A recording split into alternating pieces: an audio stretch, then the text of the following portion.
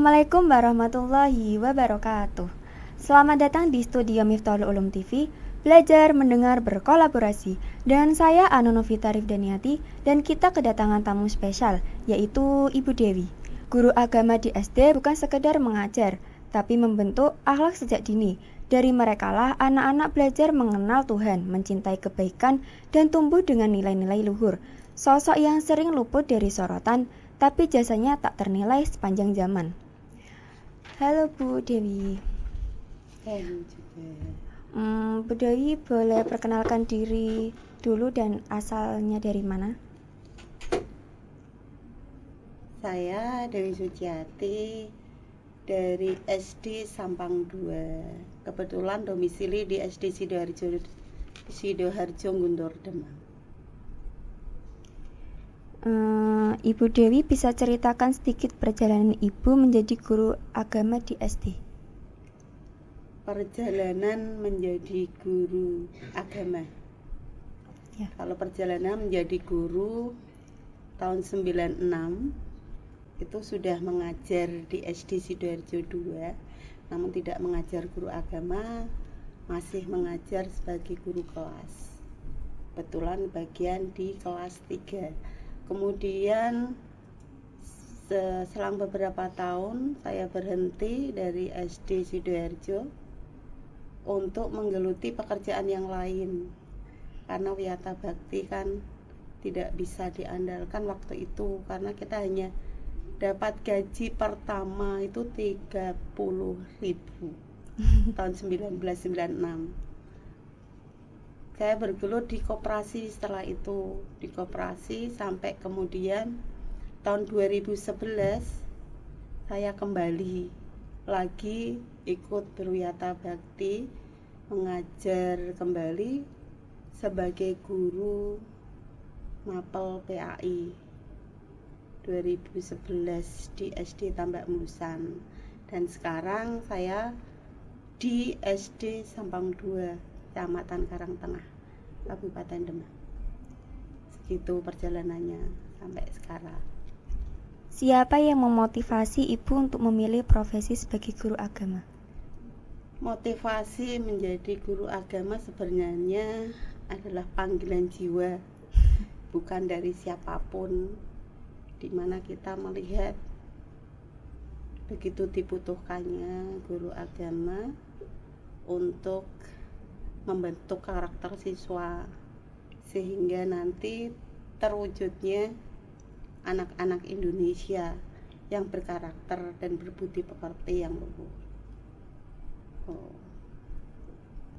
Gimana rasanya menjadi sosok yang membentuk akhlak-akhlak anak-anak sejak dini? Rasanya biasa aja. Nggak ada rasa yang kita itu sangat dibutuhkan. Tidak, kita hanya menjalani apa yang memang ini semua sudah ditentukan oleh Allah. Guru itu bukan suatu keinginan untuk menjadikan diri kita lebih bagus, lebih baik, tidak. Tapi guru adalah panggilan jiwa kita, panggilan jiwa yang memang itu Allah sendiri yang menggerakkan, bahwasanya kita memang harus melaksanakan itu, bukan karena siapapun, bukan. Ini panggilan jiwa kita semata-mata hanya karena Allah, bukan karena ingin dihargai atau apa, tidak. Demikian. Apa tantangan terbesar yang Ibu hadapi dalam mengajar agama di tingkat SD? Tantangannya banyak sekali ya. Kalau tantangan, enggak ada pekerjaan yang enggak ada tantangannya, semuanya ada tantangannya. Untuk anak-anak, tantangannya apa ya? Selama ini saya mengajar ya jalan gitu aja, sesuai dengan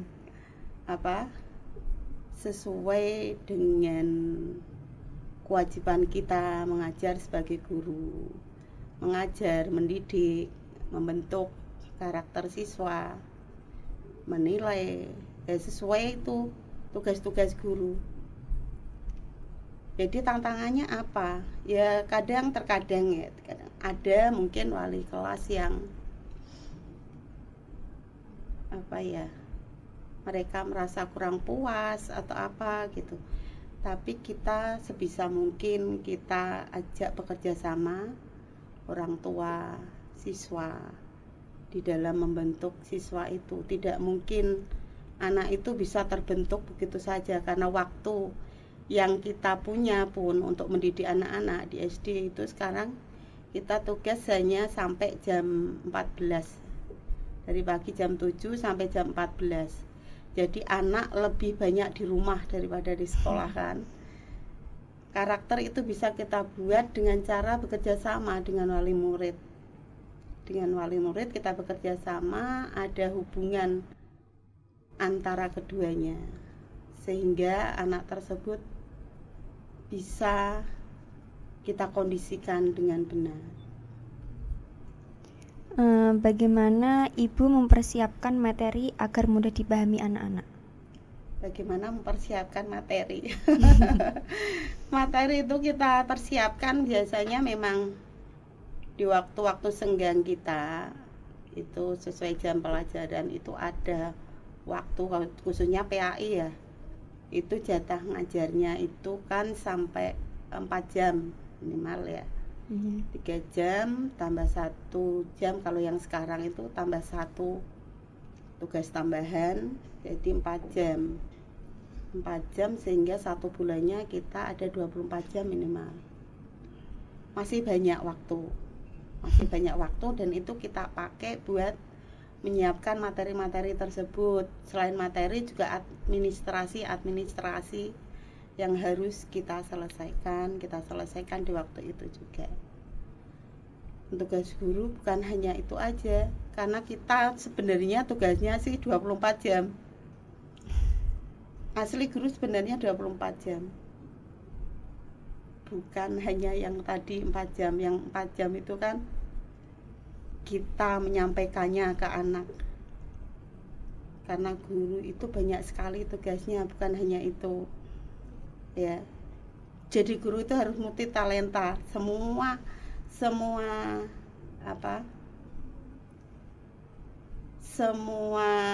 pekerjaan itu ada pada guru sebenarnya. Kita harus bisa jadi dokter saat anak kita jatuh, kemudian terbentur atau tergores, kita harus bisa jadi dokter. Kemudian ketika anak ada permasalahan, kita harus bisa jadi psikiater, harus jadi psikolog, kita juga harus bisa jadi ibu, jadi semuanya, jadi teman juga buat anak-anak. Jadi guru itu harus bisa semuanya. Semua yang ada di dunia ini guru harus bisa.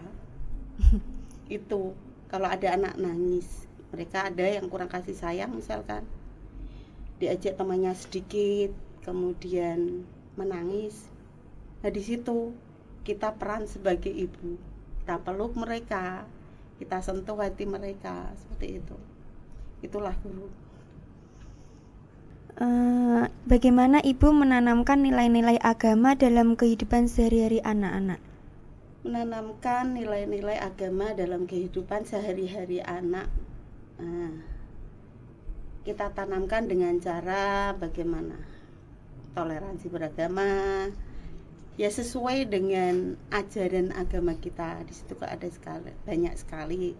Terus toladan dari nabi-nabi dan rasul yang beliau memiliki sifat yang perlu memang kita teladani. Contohnya Rasulullah, sifat jujur, sifat suka memberi pemaaf, tidak dendam. Itu kita terapkan kepada anak-anak sehingga anak-anak memahami, oh iya, Rasulullah aja kayak gitu, gimana kita harus mencontoh beliau, kan kita umat beliau kayak gitu. Kita terapkan kepada anak-anak sehingga mereka memahami itu dan mampu untuk menjalani hidup dengan baik. Gitu. Nah, apa pengalaman paling berkesan selama Ibu mengajar agama? Semua berkesan. Semua berkesan di hati kita, semua berkesan. Hanya terkadang saya terkesan ketika tengah malam ada anak yang WA, "Ibu, Bu, nyuwun sewu, masih mengganggu." Iya, ada apa? Bu, saya apa aja mereka yang mereka keluhkan di rumah, mereka WA. Oh, ternyata kita dibutuhkan mereka. Setiap ada permasalahan di rumah, mereka WA ke gurunya, tanya apa yang harus mereka lakukan. Kita memberikan penjelasan kepada mereka saat mereka ada permasalahan dengan orang tuanya, mereka nggak bisa mengontrol dirinya. Nah, itu tugas kita, menyadarkan mereka, memberitahu mereka bahwasanya mereka harus hormat kepada orang tuanya.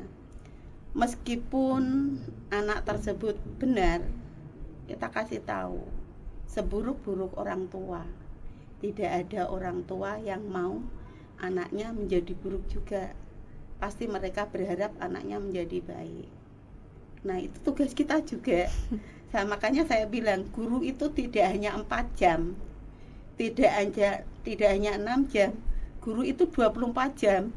Ketika kita yang enak-enaknya harus tidur, HP kita kling, HP kita klangkling, itu tugas kita ya, harus kita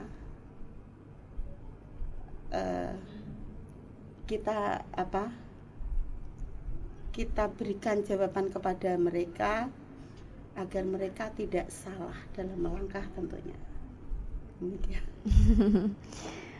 Pernahkah Ibu mengalami kesulitan menghadapi anak-anak yang kurang tertarik dengan pelajaran agama? Nah, bagaimana cara mengatasinya?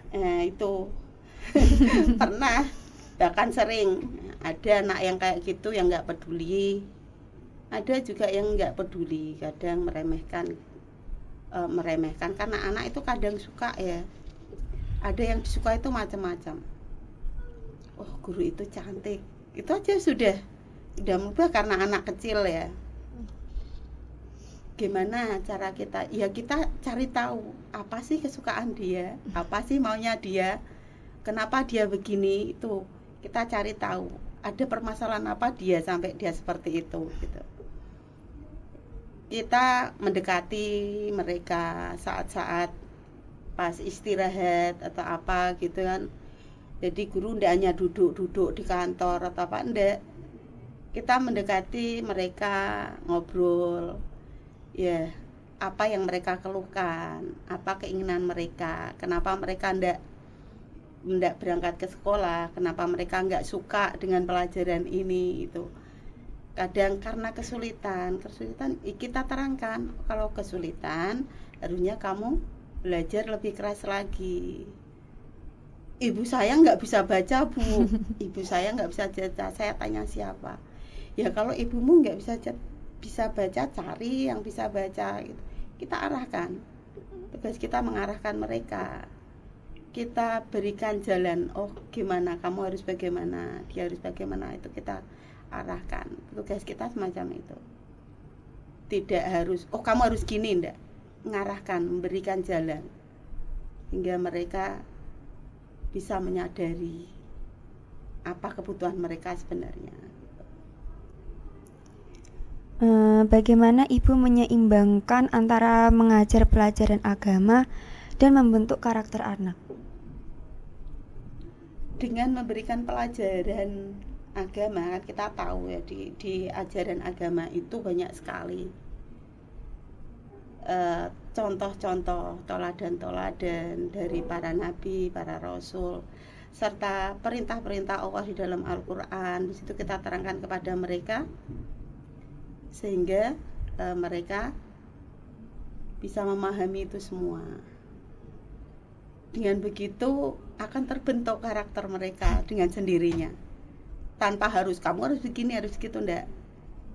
mereka akan terbentuk dengan sendirinya. Dengan kita ceritakan sesuatu, kita kasih tahu, ini loh Allah itu memerintahkan kita untuk seperti ini, Allah melarang kita untuk gini, nanti mereka akan terbentuk dengan sendirinya. Karena karakter itu terbentuk dari diri mereka, bukan kita yang membentuk. Iya. Guru itu kan kita tahu ya, sepertinya kita umat Islam kan tahu adanya qadha dan qadar. Qadha dan qadar itu dengan kita mengimaninya, kita tahu sebenarnya mereka itu sudah ada, dia nanti akan mau jadi apa, mau seperti apa, sebenarnya kan sudah ada. Kita yakin itu. Jadi kita hanya berusaha agar mereka karakternya terbentuk dengan baik, mengarahkan mereka seperti itu. Guru tidak bisa langsung mengubah nasib seseorang yang seharusnya jadi orang yang tidak berguna menjadi berguna, enggak. Karena semuanya sudah ada, memang sudah ditentukan. Saya dulu nggak pernah berpikir bahwasanya saya akan menjadi guru, juga nggak pernah berpikir sampai ke situ. Karena memang nggak pernah terpikir. Ya semuanya kita jalani aja. Nanti Allah sendiri yang akan menempatkan. Itu sesuai dengan tugas kita aja, kita jalankan seperti itu. Menurut Ibu, seberapa penting pendidikan agama dalam membentuk karakter anak? Sangat penting ya. Karena kalau seseorang itu tidak mengenal agama, tidak tahu apa jadinya. Contohnya misalkan, kita tidak tahu ya, orang nggak kenal agama kan pasti apapun akan dia lakukan, alah yang penting gitu. Misalkan kayak minum, orang kalau udah minum itu dia akan lupa segalanya. Coba mau jadi apa kalau sudah seperti itu, ya kan? Jadi sangat penting peran agama itu untuk membentuk karakter seseorang itu. Nah, maka kalau ada orang apa timonan pelajaran agama itu salah mereka. Justru pelajaran agama itu yang nanti akan membentuk seseorang itu menjadi benar-benar jadi orang yang betul-betul luar biasa jika dia mau mempelajari agama dengan sungguh-sungguh. Orang tidak mengenal agama, dia pintar, betul pintar, menguasai beberapa ilmu, pintar, betul. Tapi ketika dia menjadi masyarakat, menjadi pemimpin misalkan, karena tidak tahu agama, apapun dia halalkan. Sehingga apa? Sehingga terbentuk yang namanya ada koruptor, ada apa? Orang membunuh orang. Itu kan apa? Karena mereka nggak mengenal agama. Mengenal hanya taunya agama Islam, iya. Tapi mereka tidak tahu detailnya seperti apa, nggak mengerti. Jadi agama memang sangat penting sekali dalam kehidupan ini. Bagaimana peran orang tua dalam mendukung pembelajaran agama di sekolah? Orang tua sangat mendukung memang. Ya sebagian tapi. Karena orang tua sekarang itu tidak bisa menyalahkan, tapi tidak bisa menyalahkan begitu aja. Karena apa? Mereka juga butuh ekonomi. Dan sekarang ekonomi di negara kita yang seperti sekarang ini kita pahami, banyak sekali orang tua yang karena ingin memenuhi kebutuhan anaknya, sehingga mereka mencari pekerjaan yang dianggap itu bisa memenuhi kebutuhan yang dibutuhkan anaknya, kerja di luar kota, bahkan di luar negeri, tanpa mereka sadari bahwa anak-anak mereka butuh bimbingan, butuh teman untuk mengarahkan, butuh kasih sayang. Dengan tidak adanya kasih sayang dari mereka, tidak adanya perhatian dari mereka, itu kadang anak bergaul dengan pergaulan yang tidak seharusnya, sehingga itu bisa jadi mereka lupa dengan apa kewajiban dia. Ikut-ikutan minum, ikut-ikutan yang mereka nggak tahu ya, kadang dikasih rokok kayak gitu. Ya, ternyata di dalamnya ada narkoba. Mereka kan nggak tahu kayak gitu. Nah itu pentingnya orang tua harus ikut mengawasi anak juga di rumah. Bukan hanya sekedar materi aja, karena materi saja tidak mendukung tadi anak bisa nurut jadi anak yang baik. Tidak, peran orang tua pun dibutuhkan di sini. Jadi ada timbal balik antara sekolah sama orang tua. Jadi misalkan perhatian dari orang tua, WA nggak apa-apa, nggak harus datang ke sekolah misalkan. Bu, ada perkembangan anak saya bagaimana, kayak gitu. Nanti guru bisa menjelaskan, oh iya Bu, anaknya seperti ini, kayak gitu. Oh, anak ibu itu sudah bisa seperti ini, tapi mohon maaf, dia bacanya kurang gini, gitu kan. Harus ada kerjasama antara orang tua dan guru. Jadi tidak bisa hanya guru sendiri, tidak bisa. Terus mempersalahkan guru, tidak bisa. Waktunya lagi kembali ke waktu. Waktu di sekolah lebih sedikit dengan waktu di rumah. Maka di rumah pun orang tua harus mengawasi anak-anaknya juga, melihat perkembangan anaknya juga di rumah. Bagaimana hasil dari sekolah, perlu ditanyakan. Nak, gimana tadi di sekolah? Ada kesulitan tidak, semacam itu. Kalau memang ingin ada pertumbuhan yang baik di anaknya, seperti itu. Apa saja nilai akhlak yang paling ibu tekankan kepada muridnya? Akhlak yang ditekankan, ya apa ya? Satu, paling kita menyuruhnya ya ibadah yang tekun. Ingat, kalian harus taat. Taat kepada siapa? Kepada Allah, kepada orang tua, dan kepada guru. Dengan mereka taat ketiga-tiganya, maka yang lain akan ngikut. Ya, kalau dia karena apa ya? Ridho orang tua, itu kan ridho Allah. Jadi, maka mereka harus taat kepada orang tuanya juga. Ketika mereka taat kepada orang tua, nanti di sekolah mereka juga akan taat kepada gurunya. Nah, disitulah ridho Allah akan ikut jalan juga.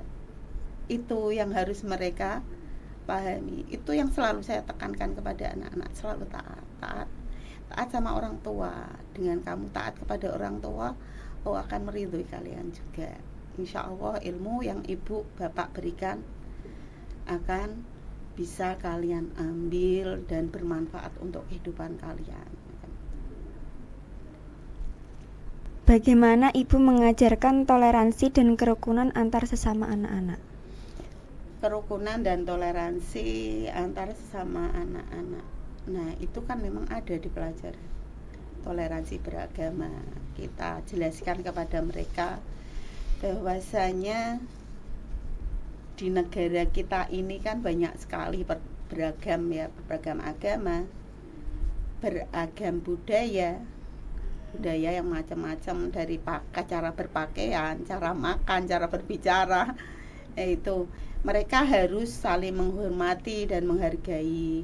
Jangan pernah bertengkar hanya karena perbedaan. Perbedaan itu bukan untuk menjadi pertikaian atau permusuhan, tapi perbedaan itu sesuatu yang sangat indah jika kita mampu menghargainya. Demikian kepada anak-anak saya tekankan. Terus ada ya itu kalau nggak salah di surat Al-Hujurat ayat 13, itu Allah kan memerintahkan kita untuk saling mengenal. Bahwasanya Allah itu menciptakan manusia ini di dunia ini bersuku-suku, berbangsa-bangsa, dengan berbagai perbedaan tersebut kita disuruh untuk saling mengenal. Nah, kalau Allah saja memerintahkan kita untuk saling mengenal, kenapa kita harus saling bermusuhan? Nah, di situ nanti akan terbentuk toleransi yang bagus di hubungan anak-anak di sekolah. Bagaimana cara ibu menanamkan rasa cinta kepada Tuhan dan makhluknya sejak dini? Menanamkan rasa cinta. Kita ajak biasanya anak-anak untuk mengenal Tuhannya. Nah, bagaimana dengan mengenal Tuhannya itu seperti apa? Kita perlihatkan apa aja dengan mengenal ciptaannya tentunya. ciptaan Tuhan. Apa aja kita ajak anak-anak itu untuk menikmatinya, diajak keluar misalkan di tengah sawah, kita ajak pagi-pagi menghirup udara segar, terus kita kasih tahu siapa yang menciptakan semuanya itu. Kemudian kita ajak mereka merasakan apa yang sekarang kita nikmati, terutama di tubuh kita, enggak usah jauh-jauh, misalkan di tubuh kalian sendiri, misalkan kayak gitu. Kalian lihat yang ada di tubuh kalian, itu semua nikmat yang diberikan oleh Allah yang tidak bisa dinilai dengan uang, misalkan di bagian-bagian tubuh mereka, dengan fungsi-fungsinya, dengan seandainya salah satu di antara nikmat itu diambil, bagaimana yang mereka rasakan gitu. Nah, maka dengan penjelasan semacam itu anak-anak akan mudah memahami. Oh iya, ciptaan Tuhan ini, akhirnya mereka mengenal dan mengerti, lalu kita ajak mereka untuk mensyukurinya dengan apa, kita pakai apa yang diberikan Tuhan itu dengan sebaik-baiknya itu. Kayak mata misalkan, untuk apa anak-anak mata? Untuk melihat misalnya, untuk melihat apa, kita arahkan mereka melihat apa, terus mulut untuk apa, itu gitu kita kasih tahu mereka. Boleh enggak untuk memaki? Enggak Bu, kalau kamu memaki yang kamu dapat apa, kita jelaskan kepada mereka, mereka pasti tahu. Baiknya dipakai buat apa? Pakai buat ngaji, buat berzikir, bersolawat ya gitu. Mereka akhirnya paham. Jadi anak kecil itu cara menerangkannya semacam itu. Kita ajak merasakan, kemudian kita terangkan, baru mereka akan paham. Oh iya ya Bu ya gitu. Terus ya kalau gitu sekarang kamu jangan memakai mulut untuk berbicara enggak. Pakai yang baik-baik aja gitu, baru mereka paham. Satu persatu ya dijelaskan, Ibu. Harus macam itu. Makanya terkadang kesabaran itu yang harus kita punya. Sabar yang tiada batas. Yang kayak gitu. Meski mereka bukan anak kita, pemikiran kita adalah untuk bangsa ini. Kalau anak-anak tidak memahami yang sekecil itu, mau jadi apa bangsa ini? Coba. Jadi dari kecil memang harus diterapkan yang semacam itu, sehingga di hati mereka nanti sampai mereka tua, mereka paham. Oh iya, biar mereka ingat. Oh iya, dulu Bu Guru pernah gini seperti itu. Apa saja kegiatan yang Ibu lakukan untuk membuat pelajaran agama lebih menarik untuk anak-anak? Ya kayak tadi, kita ajak keluar menikmati gitu. Kan mereka suka itu. Panas enggak di luar ini, panas enggak? Panas Bu, panas. Tapi sehat enggak? Sehat. Terus kita terangkan. Yang kita rasa panas, mungkin menurut kita, oh panas, pingin dingin yuk Bu, ini panas gitu. Misalkan kita terangkan, matahari yang kita lihat itu panas, yang menyengat itu sangat kita butuhkan kan dalam kehidupan sehari-hari. Bisa bayangkan kalau nggak ada matahari, kita nggak bisa hidup, kita nggak bisa makan. Mau makan apa? Karena tumbuhan itu tidak akan hidup tanpa matahari. Tidak ada tumbuhan, kita mau makan apa? Kan? Matahari yang hanya segitunya. Tanpa matahari tumbuhan tidak bisa hidup. Tanpa tumbuhan hewan pun nggak bisa hidup. Tanpa tumbuhan dan hewan, kita manusia nggak bisa hidup. Kita mau makan apa? Kan kita makan dari tumbuhan sama hewan. Itu. Jadi betapa sesuatu yang kita anggap sepele, ternyata itu menjadi sumber kehidupan kita. Itu yang kita jelaskan kepada anak-anak selama ini. Nah, bagaimana Ibu mengatasi perbedaan latar belakang agama anak di kelas? Cara? Mengatasi perbedaan latar belakang. Cara mengatasi perbedaan. Iya, kita memahaminya satu-satu. satu-satu. Itu guru itu semacam itu harus sabar sekali. Satu-satu harus kita pahami. Khususnya guru agama ya. Guru agama itu dari kelas 1 sampai kelas 6. Dari satu SD itu kita perlu memahami anak satu-satu. Jadi kalau ditanya dari kelas 1 sampai kelas 6, murid ibu yang paling bandel siapa? Ya tahu guru agama. Yang paling pintar siapa? Insya Allah tahu guru agama dari kelas 1 sampai kelas 6. Karena satu anak per anak itu karakternya harus kita tahu. Oh, anak ini semacam ini. Oh, anak ini semacam ini, ya gitu. Harus kita pahami. Jadi caranya seperti itu, memahami satu persatu. Tidak bisa acak kayak gitu, nggak bisa. Makanya waktu kita itu banyak bersama dengan mereka. Nah, itu. Tapi itu bisa menjadi hiburan buat kita juga dengan berbicara dengan mereka, memahami mereka di saat-saat senggang. Kayak gitu kita pakai buat pendekatan dengan mereka. Tuh. Apa pesan Ibu untuk orang tua agar bisa membantu anak-anak memahami agama dengan baik? Pesan saya untuk seluruh orang tua, untuk ibu atau untuk semua orang tua? Untuk Ibu, untuk orang tua, semua orang tua. Untuk semua orang tua. Pesan saya untuk semua orang tua di dunia, bukan hanya. Berusahalah memahami anak. Berusahalah memahami anak dan berikan kasih sayang kepada mereka. Karena mereka yang namanya anak tetap ada fitrahnya. Anak ingin disayang, anak pengen dipeluk, anak pengen dimanja, dimanapun semacam itu. Berusahalah untuk memahami anak, walau terkadang ya, karena memang kebutuhan terkadang orang tua tidak bisa sepenuhnya menemani anak-anak mereka. Kayak yang orang tua yang bekerja sebagai TKW, memang kayak gitu.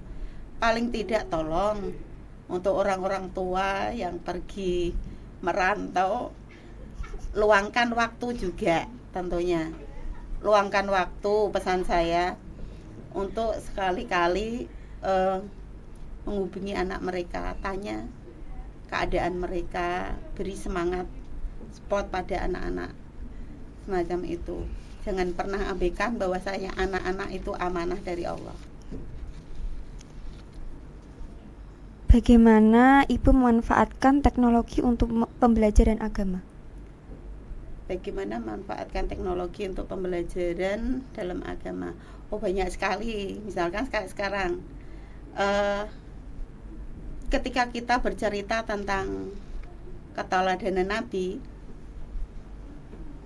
hanya cerita aja itu terkadang anak kan ada itu yang imajinasinya sangat luas sekali. Jadi kita tunjukkan, oh ini loh, kita tunjukkan film-film Rasulullah misalkan ketika Nabi dilahirkan, ketika masa kecil Nabi, ketika Nabi berdakwah semacam apa itu kan kita pakai film-film gitu. Terus ada film animasi tentang keagamaan kayak gitu, kita pakai di situ, kita tunjukkan kepada mereka sehingga mereka ada rasa sukanya lebih lagi di situ. Cara kita memakai yang semacam itu. Ada kalanya kita buat animasi cara membaca Al-Quran yang benar semacam apa. Di situ kita pakai itu. Menggunakan Canva atau apa gitu, kita pakai di situ. Apa pesan yang ingin Ibu sampaikan ke depannya nanti? Pesannya untuk semua guru di Indonesia, terutama bersabarlah selalu dalam menghadapi anak-anak, dan selalu ingatlah bahwa anak-anak itu amanah buat kita semua. Itu aja. Terima kasih sudah mendengarkan episode kali ini, di mana kita telah membahas peran luar biasa seorang guru agama di sekolah dasar. Dalam setiap cerita, kita belajar bahwa guru agama bukan hanya menyampaikan pelajaran, tetapi juga menanamkan nilai-nilai moral, membentuk karakter, dan menjadi teladan bagi generasi semua untuk lebih menghargai para pendidik, khususnya mereka yang membimbing anak-anak sejak dini. Sampai jumpa di episode selanjutnya. Tetap semangat belajar dan jangan lupa, guru bukan sekedar profesi, mereka adalah pelita dalam kegelapan. Sekian dari saya, wassalamualaikum warahmatullahi wabarakatuh.